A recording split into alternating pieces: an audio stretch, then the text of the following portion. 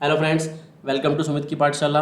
आज मैं आपके लिए लेके आ रहा हूँ प्लेसमेंट ओरिएंटेड क्वेश्चंस की सीरीज़ में 24th लेक्चर।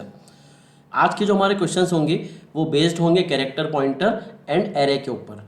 दोस्तों, अगर ये क्वेश्चंस आपको पसंद आ रहे हैं, अगर ये क्वेश्चंस आपको प्लेसमेंट प्रिपरेशन में हेल्प कर रहे हैं तो इस वीडियो को लाइक करें और चैनल को सब्सक्राइब करना ना भूलें। चलिए स्टार्ट करते हैं आज का पहला क्वेश्चन। आज का पहला क्वेश्चन है, यहाँ पर हमारे पास एक एरे है जिसकी साइज़ है 10। प्रिंटफ के अंदर आप देख सकते हैं कि एक एक्सप्रेशन लिखा हुआ है और हमें यहाँ पर यह प्रेडिक्ट करना है कि इस एक्सप्रेशन के थ्रू क्या आउटपुट प्रिंट होने वाला है। सबसे पहले लिखा है स्टार ए। ए क्या है? Name of the array. Name of the array अपने आप में क्या होता है? बेस एड्रेस होता है। एक बात यहाँ पर आप समझें कि जो हमारा एरे है उसको हमने डिक्लेयर तो किया है लेकिन इनिशियलाइज नहीं किया है। जब हम एरे को इनिशियलाइज नहीं करते हैं तो इनिशियली वो गार्बेज वैल्यू कंटेन करता है। तो इनिशियली हमारा जो एरे है वो गार्बेज वैल्यू को कंटेन कर रहा है। सबसे पहला जो लेटर है वो है स्टार ए। इसका मतलब ये है कि बेस एड्रेस पे जो वैल्यू है वो तो कोई भी एक गार्बेज वैल्यू होगी, +1 माइनस स्टार ए। अब ये स्टार ए क्या देगा? अगेन वही गार्बेज वैल्यू जो फर्स्ट लोकेशन पे होगी, देन +3। तो यहाँ पर आप एक चीज़ समझ सकते हैं कि स्टार्टिंग वाले स्टार ए से जो हमको वैल्यू मिली और इस वाले स्टार ए से जो हमको वैल्यू मिली, ये दोनों कैंसिल आउट हो जाएगी। बचेगा मेरे पास 1 + 3, तो उसकी वैल्यू होगी 4। तो यहाँ पर करेक्ट आउटपुट क्या होने वाला है? 4। एक बार हम चेक कर लेते हैं इसको कि करेक्ट आउटपुट हमारा 4 है कि नहीं। Yes, correct is 4। चलते हैं नेक्स्ट क्वेश्चन की तरफ। नेक्स्ट क्वेश्चन है, इसमें आपके पास एक कैरेक्टर एरे है str जिसमें हमारे पास एक स्ट्रिंग है सुमित जैन। देन मेरे पास एक कैरेक्टर पॉइंटर है s1 जिसको कि इनिशियलाइज किया गया है str से। इसका मतलब ये हुआ कि s1 is pointing to this string. उसके बाद एक कैरेक्टर पॉइंटर है स्टार s2, इसको भी इनिशियलाइज किया गया है str से। इसका मतलब कि s1 एंड s2 दोनों ही सेम लोकेशन पे पॉइंट कर रहे हैं। आगे बढ़ते हैं। एक फॉर लूप है जो कि 0 से इनिशियलाइज हुआ एंड चलने वाला है <7 यानी कि i की वैल्यू 6 तक। तो 0 to 6 इसका मतलब कि ये लूप आपका रन होगा 7 टाइम्स। अब इस लूप में प्रिंट क्या किया गया है? तो यहाँ पर प्रिंट किया गया स्टार str। str क्या? Name of the array. Name of the array क्या होता है? Base address. एरे का बेस एड्रेस मतलब सबसे फर्स्ट वाली लोकेशन, और उसके ऊपर लगा हुआ स्टार। इसका मतलब कि उस लोकेशन की वैल्यू। तो बेस एड्रेस पे क्या वैल्यू है मेरे पास? s। तो इससे मेरा रिजल्ट क्या आने वाला है? s। लेकिन प्रिंट करने के बाद आप देखो क्या लिखा हुआ है? ++s1। इसका मतलब कि मैं s1 को 1 से इंक्रीमेंट कर रहा हूँ। जब मैं s1 को 1 से इंक्रीमेंट करूँगा तो s1 कहाँ आ जाएगा? u पे आ जाएगा। अगली बार लूप चला अगेन, अब की बार होगा मेरा i <7। i की वैल्यू 1 होगी तो 1 <7 ट्रू है। अगेन प्रिंट होगा स्टार str और फिर s1 1 से आगे बढ़ेगा। तो यहाँ पर जो ऑब्जर्व करने वाली बात है वो ये है कि मैं प्रिंट कर रहा हूँ स्टार str लेकिन मैं इंक्रीमेंट कर रहा हूँ s1 को। इसका मतलब कि s1 के इंक्रीमेंट होने से आउटपुट में कोई फर्क नहीं पड़ेगा। तो 7 टाइम्स जब ये लूप चलेगा तो ऑल दी 7 टाइम्स क्या प्रिंट होने वाला है? s प्रिंट होने वाला है। तो इस वाले फॉर लूप से आपने क्या प्रिंट कर लिया? 7 टाइम्स s। नेक्स्ट चलते हैं सेकंड फॉर लूप की तरफ। ये चलने वाला है i <6 मतलब i की वैल्यू 5 तक। तो 0 से 5 तक, इसका मतलब कि ये वाला लूप आपका चलने वाला है 6 टाइम्स। अब यहाँ पर एक चीज़ ऑब्जर्व कीजिए आप कि प्रिंट कर रहा हूँ s2 को और इंक्रीमेंट भी किसको कर रहा हूँ? s2 को। इसका मतलब ये हुआ कि s2 के इंक्रीमेंट होने से आउटपुट में फर्क पड़ेगा। तो स्टार s2 मतलब s2 जहाँ पॉइंट कर रहा है वहाँ की वैल्यू। तो s2 कहाँ पॉइंट कर रहा है? फर्स्ट लोकेशन पे। तो सबसे पहले प्रिंट हुआ s, उसके बाद s2 1 से इंक्रीमेंट होगा तो वो u पे आ जाएगा। अगली बार जब s2 प्रिंट करोगे तो u प्रिंट होगा, फिर उसके बाद m प्रिंट हो जाएगा, फिर i प्रिंट होगा, फिर t होगा और फिर j होगा। यहाँ पे जाके ये स्टॉप हो जाएगा। अभी मेरी स्ट्रिंग खत्म नहीं हुई है, स्ट्रिंग तो मेरी जैन तक है, पूरा n तक है, लेकिन जो लूप है वो टोटल चलने वाला है 6 टाइम्स। तो s u m i t और j ये मेरे 6 लेटर कंप्लीट हो चुके हैं। यहाँ पे लूप आपका स्टॉप हो जाएगा। तो फर्स्ट वाले फॉर लूप ने प्रिंट किया 7 टाइम्स s, सेकेंड वाले फॉर लूप ने प्रिंट किया s u m i t j। ये आपका होने वाला है फाइनल कंप्लीट आउटपुट। तो इसको हम चेक कर लेते हैं। तो करेक्ट आउटपुट इज आपका 7 टाइम्स s, देन उसके बाद s u m i t and then j। Next question है हमारा, एक मेरे पास कैरेक्टर एरे है str और उसमें मेरे पास एक स्ट्रिंग है सुमित। एक फॉर लूप है जो कि i की वैल्यू 0 से शुरू हुआ, ये चलने वाला है str i तक। And then i plus plus. अब एक चीज़ यहाँ पे ऑब्जर्व कीजिए आप कि प्रिंटफ में लिखा हुआ है 4 टाइम्स परसेंटाइल सी। इसका मतलब कि क्या होने वाला है, 4 कैरेक्टर प्रिंट होने वाले एक बार में। सबसे पहला कैरेक्टर क्या प्रिंट होगा, str i। जब फोर लूप स्टार्ट हुआ तो इनिशियली आई की वैल्यू 0 है, तो str ऑफ 0 पे क्या है, s, तो s आ गया। इंपॉर्टेंट है इन दोनों को समझना कि ये दोनों क्या है। अब एक बात को समझिए यहाँ पे आप, str name of the array है। अभी हमने डिस्कस किया कि एरे का नेम क्या होता है, बेस एड्रेस। तो ये है आपका बेस एड्रेस। तो जस्ट सपोज कि बेस एड्रेस इज 100, इसका मतलब कि एरे की फर्स्ट वाली लोकेशन का एड्रेस कितना है, 100। तो यहाँ पे str का मतलब हो गया 100, आई की वैल्यू कितनी है, 0, तो ये हो गया 100 प्लस 0 और उसके ऊपर लगा हुआ है स्टार। तो 100 प्लस 0 आपका 100 होगा और उसके ऊपर लगा हुआ है स्टार। इसका मतलब कि 100 एड्रेस पे जो वैल्यू है, 100 एड्रेस पे क्या वैल्यू है, s, तो इसके थ्रू भी क्या प्रिंट होने वाला है, s। एक सबसे इंपॉर्टेंट बात जो यहाँ पे समझने की है वो ये है कि 100 प्लस 0 को मैंने 100 लिखा, इसका मतलब ये नहीं है कि मैंने अरिथमेटिक एडिशन किया है। यहाँ पर इंपॉर्टेंट ये है कि 100 जो है वो एक वैल्यू नहीं है, वो एक एड्रेस है। और जब एड्रेस में मैं किसी अरिथमेटिक वैल्यू को प्लस करता हूँ तो इसका मतलब ये है कि वो पॉइंटर उतनी लोकेशन जंप कर जाता है आगे।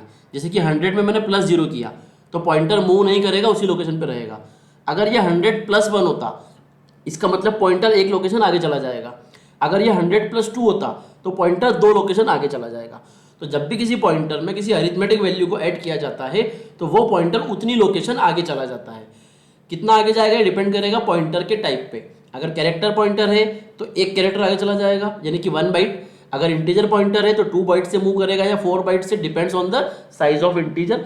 अगर फ्लोट पॉइंटर है तो depend on the size of float, या तो 4 बाइट मूव करेगा या जो भी फ्लोट की साइज होगी उस पर्टिकुलर सिस्टम के ऊपर। आगे बढ़ेंगे, आई प्लस str। आई आपका 0 है, str आपका कितना है, 100 है। तो 100 प्लस 0 कितना होगा, अगेन 100 होगा, तो सेम वैल्यू प्रिंट होगी s। लास्ट में लिखा हुआ है आई str। आपने ऑब्जर्व किया होगा कि str एरे का नेम है और जो मैं स्क्वायर ब्रैकेट में आई लिख रहा हूँ वो क्या है, इंडेक्स है। तो नॉर्मली होता ये है कि एरे का जो भी नेम है वो आप बाहर लिखते हो, इंडेक्स को आप अंदर लिखते हो। ये जो मैंने पॉइंटर के फॉर्म में लिखा है str प्लस आई और उसके ऊपर str, इसको मैंने कैसा लिखा पता है, एरे का नेम प्लस उसका इंडेक्स और उसके ऊपर स्टार। उसी बात को आगे क्या लिखा हुआ था, आई प्लस str, इसका मतलब कि 0 प्लस a और उसके ऊपर str। आपने देखा कि दोनों से कोई फर्क नहीं पड़ा, मैं 100 प्लस 0 करूँ या 0 प्लस 100 सेम बात है। उसी तरीके से मैं जब a ऑफ 0 लिखता हूँ तो उसको मैं 0 को बाहर लिख के अगर a को अंदर लिख देता हूँ नेम ऑफ द एरे को, उससे भी कोई फर्क नहीं पड़ता है। ये बनेगा आपका 0 प्लस a और उसके ऊपर स्टार। तो यहाँ पर एक बात समझ में आई हमें कि मैं str प्लस आई भी लिख सकता हूँ, आई प्लस str भी लिख सकता हूँ, और उसी बात को आई बाहर लिख के str को अंदर भी लिख सकता हूँ। तो कंक्लूजन ये है कि इन चारों का मीनिंग सेम है। इसका मतलब कि इन चारों से ही क्या प्रिंट होने वाला है, s प्रिंट होने वाला है। तो यहाँ पर मैं कंक्लूड कर सकता हूँ कि जब i की वैल्यू 0 है तो इन चारों से ही क्या प्रिंट होगा, s प्रिंट होगा। अगली बार जब i की वैल्यू 1 होगी तो ये चारों ही एक्सप्रेशन क्या प्रिंट करेंगे, u प्रिंट करेंगे। नेक्स्ट टाइम फिर m, नेक्स्ट टाइम i, फिर नेक्स्ट टाइम t। लूप कब तक चलने वाला है, str ऑफ i। अब जब i की वैल्यू 0 1 2 3 4 होगी, 4 होगी जब आपका t आ जाएगा। जब i की वैल्यू 5 होगी, स्ट्रिंग के लास्ट में क्या होता है, /0, जिसको कि हम नल कैरेक्टर बोलते हैं, जो कि एंड ऑफ द स्ट्रिंग को डिनोट करता है, और इसके आस की वैल्यू होती है 0। तो जब मेरा i इंक्रीमेंट होते होते 5 पे चला जाएगा तो str ऑफ 5 पे क्या है, /0, जिसकी आस की वैल्यू है 0। तो यहाँ पे आ जाएगा कंडीशन के प्लेस पे 0, और 0 क्या होता है प्रोग्रामिंग में, फॉल्स होता है। तो यहाँ पे 4 टाइम्स s प्रिंट होगा, then 4 times u, then 4 times m, then 4 times i, and then 4 times t। तो आइए इसको चेक करते हैं कि क्या ये हमारा करेक्ट आंसर है। तो आप देख सकते हो कि ये हमारा करेक्ट आंसर है। चलते हैं अगले क्वेश्चन की तरफ। नेक्स्ट क्वेश्चन में क्या है, यहाँ पर नेक्स्ट क्वेश्चन में मेरे पास एक पॉइंटर है। पहले मेन फंक्शन की बात कर लेते हैं। एक कैरेक्टर पॉइंटर है जिसने कि एक स्ट्रिंग को पॉइंट किया हुआ है, और स्ट्रिंग क्या है मेरी, एक्रोपोलिस। तो एक्रोपोलिस मेरी स्ट्रिंग है। उसके बाद प्रिंटफ के अंदर आप देख सकते हो कि परसेंटाइल डी मतलब कोई इंटीजर वैल्यू प्रिंट होगी, लेकिन वैल्यू के प्लेस पे एक फंक्शन कॉल किया गया है fun, और उसको एक स्ट्रिंग पास कर दी हमने एक्रोपोलिस। अब ये कॉल चला जाएगा fun फंक्शन के पास। आपने जो एक्रोपोलिस स्ट्रिंग पास की है उसको यहाँ पे रिसीव करा मैंने कैरेक्टर पॉइंटर str1 की तरफ से। तो पहले इस एक्रोपोलिस स्ट्रिंग को कौन पॉइंट कर रहा था, str। अब इसी स्ट्रिंग को एक और पॉइंटर पॉइंट कर रहा है, name of that pointer is str1। उसके बाद एक नया कैरेक्टर पॉइंटर बनाया str2 और उसको मैंने पास किया str1। इसका मतलब कि str2 भी किसको पॉइंट कर रहा है, str1 को ही पॉइंट कर रहा है। तो str1 और str2 दोनों ही पॉइंटर सेम स्ट्रिंग को पॉइंट कर रहे हैं, यानी कि स्ट्रिंग के फर्स्ट कैरेक्टर को यानी कि a को पॉइंट कर रहे हैं। अब मैंने एक वाइल लूप लगाया और वाइल लूप में मैंने यहाँ पे लिख दिया स्टार प्लस प्लस str1। ये जो एक्सप्रेशन है स्टार प्लस प्लस str1, इसको हम पहले भी डिस्कस कर चुके हैं। यहाँ पर क्या होने वाला है कि पहले इंक्रीमेंट होगा, क्योंकि ये प्री इंक्रीमेंट है तो इसका प्रेसिडेंस ज़्यादा होता है और इस स्टार का प्रेसिडेंस कम है उसके मुकाबले। तो पहले str1 एक से इंक्रीमेंट हो जाएगा और फिर उस जगह की वैल्यू की बात होगी। नेक्स्ट क्या करा है, जब तक ये वाइल लूप चलता जाए। अब एक चीज़ ऑब्जर्व करो यहाँ पे कि वाइल लूप के लास्ट में लगा हुआ है सेमीकोलन। इसका मतलब कि वाइल में आप कुछ भी परफॉर्म नहीं कर रहे हो, बस ये लूप चलता जाएगा। तो प्लस प्लस str1 परफॉर्म होता जाएगा, आगे बढ़ता जाएगा जब तक कि कंडीशन फॉल्स नहीं हो जाती। तो होगा ये कि str1 एक एक करके आगे बढ़ता जाएगा। कब तक, तो str1 इंक्रीमेंट होते होते एक बार में ये आखिरी में जाके ये पहुंच जाएगा /0 पे, जो मैंने आपको पिछले वाले क्वेश्चन में बताया अभी। तो /0 पे पहुंच जाएगा, इसका मतलब कि वहाँ की आज की वैल्यू कितनी है 0, तो वहाँ जाके ये कंडीशन फॉल्स होगी। तो अब आपका str1 कहाँ पे जा चुका है, /0 पे। str2 आपका अभी भी कहाँ पर है, वहीं पर है। तो मैंने str1 को यहाँ से हटा दिया। अब आप एक चीज़ देखो कि रिटर्न क्या करना है, हमें रिटर्न करना है str1 माइनस str2, दोनों पॉइंटर में डिफरेंस क्या है। एक चीज़ यहाँ पे समझो, बहुत ही इंपॉर्टेंट कॉन्सेप्ट है। जब भी दो पॉइंटर को माइनस किया जाता है तो उनके एड्रेस को माइनस नहीं करना होता है, उन दोनों में कितनी लोकेशन का डिस्टेंस है वो हमारा आंसर होता है। अभी मैंने आपको पिछले क्वेश्चन में बताया था कि जब भी किसी पॉइंटर को +1 करोगे तो एक लोकेशन आगे जाएगा, -1 करोगे तो एक लोकेशन पीछे आएगा। इसका मतलब ये हुआ कि दो पॉइंटर का डिफरेंस क्या होगा, उनके बीच में कितनी लोकेशन का डिफरेंस है। तो str1 माइनस str2, इसका मतलब कि str2 में कितना प्लस करूँ वो str1 के पास जा सकता है, या फिर इसका रिवर्स str1 में कितना माइनस करूँ कि वो str2 के पास आ सकता है। तो यहाँ पे आप ऑब्जर्व करोगे 1 2 3 4 5 6 7 8 और 9, कितनी लोकेशन का डिफरेंस है, 9 लोकेशन का डिफरेंस है। तो यहाँ पे करेक्ट आंसर क्या प्रिंट होने वाला है, 9। तो यहाँ से रिटर्न होगा 9 और वो 9 इस प्रिंटफ में आके यहाँ पे आके आपका प्रिंट हो जाएगा 9। तो हम चेक करते हैं कि क्या ये हमारा करेक्ट आंसर है। Yes, 9 is the correct answer. आज का हमारा लास्ट क्वेश्चन, यहाँ पर आपके पास एक कैरेक्टर एरे है P जिसकी साइज है 20, एक कैरेक्टर एरे है S यानी कि स्ट्रिंग कह सकते हैं उसको, C में हम कैरेक्टर एरे को ही स्ट्रिंग कहते हैं। एक स्ट्रिंग है S और उसमें मैंने स्टोर भी क्या किया हुआ है, स्ट्रिंग STRING। उसके बाद एक लेंथ वेरिएबल लिया है, उसके अंदर मैंने स्टोर करवा दिया इस S की लेंथ। तो लेंथ कितनी है 1 2 3 4 5 6, टोटल 6 लेटर्स हैं। तो लेंथ की वैल्यू कितनी हो गई 6। अब मैंने कहा कि मैं एक फॉर लूप रन करूंगा i < 6, इसका मतलब कि i की वैल्यू 5 तक चलेगा।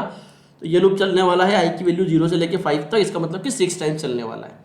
अब इस लूप में हम कर क्या रहे हैं, तो ये जो मेरे पास P नाम का कैरेक्टर एरे है इसके अंदर हम कुछ वैल्यूज स्टोर करवा रहे हैं। तो आप ऑब्जर्व करोगे यहाँ पर कि सबसे पहले मैंने P ऑफ i इनिशियली कितना 0, मतलब कि 0 इंडेक्स पे मैं कुछ स्टोर करने वाला हूँ। क्या स्टोर करने वाला हूँ, s of length minus i, s of length को शॉर्ट में l लिख रहा हूँ, l माइनस i। लेंथ कितनी थी 6, i कितना शुरू में 0, इसका मतलब कि 6 माइनस 0 6, इसका मतलब कि s ऑफ 6 पे जो वैल्यू है वो चली जाए P ऑफ 0 पे। तो s ऑफ 6 पे क्या है, तो s की बात करें तो 0 1 2 3 4 5, 6 पे क्या है आपका /0। तो सबसे पहले क्या हो जाएगा आपका /0 यहाँ के स्टोर हो जाएगा। अगली बार i की वैल्यू 1 होगी तो लेंथ माइनस i मतलब 6 माइनस 1 मतलब कि 5। तो s ऑफ 5 पे क्या है आपका g, तो यहाँ पे चला जाएगा g, फिर चला जाएगा n, फिर चला जाएगा i, फिर आपका r, फिर उसके बाद में t और फिर उसके बाद में s। जब लूप कंप्लीट होगा तो आपका जो p नाम का एरे है उसमें आ चुका है /0 जो कि एंड ऑफ द स्ट्रिंग को डिनोट करता है। देन GNIRTS मतलब कि स्ट्रिंग को रिवर्स कर दिया गया है। लूप को कंप्लीट होने के बाद printf की हेल्प से मैंने %s मतलब कि मैं एक स्ट्रिंग प्रिंट करना चाहता हूँ, कौन सी स्ट्रिंग p।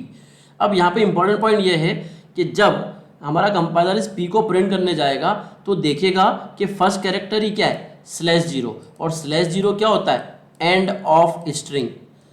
तो पहले लेटर ने ये बता दिया उसको कि स्ट्रिंग तो यहाँ पे खत्म हो गई, इसका मतलब कि ये आगे का जो पार्ट है ये प्रिंट नहीं होगा। इसका मतलब कि कुछ भी प्रिंट नहीं होगा, इस प्रोग्राम का कोई आउटपुट आपको नहीं मिलने वाला है। तो हम कह सकते हैं कि मेरा करेक्ट आंसर क्या होने वाला है, नो आउटपुट। तो हम इसको चेक करते हैं कि क्या ये हमारा करेक्ट आंसर है। तो आप देख सकते हो नो आउटपुट हमारा करेक्ट आंसर है। तो दोस्तों आज के 5 क्वेश्चन हमने कंप्लीट किए जो कि कैरेक्टर पॉइंटर और एरे के ऊपर बेस्ड थे। इन 5 क्वेश्चंस में आपको कोई भी डाउट है तो आप मुझे कमेंट बॉक्स में लिख सकते हैं। आगे भी मैं आपके लिए इसी तरह के और वीडियोस लेके आने वाला हूं जहां पर आपको प्लेसमेंट प्रिपरेशन से रिलेटेड और भी क्वेश्चंस सीखने को मिलेंगे। तो दोस्तों इस चैनल को सब्सक्राइब करें, वीडियो को लाइक करें ताकि मैं आपके लिए आगे ऐसे और वीडियोस लेके आ सकूं। Thank you so much.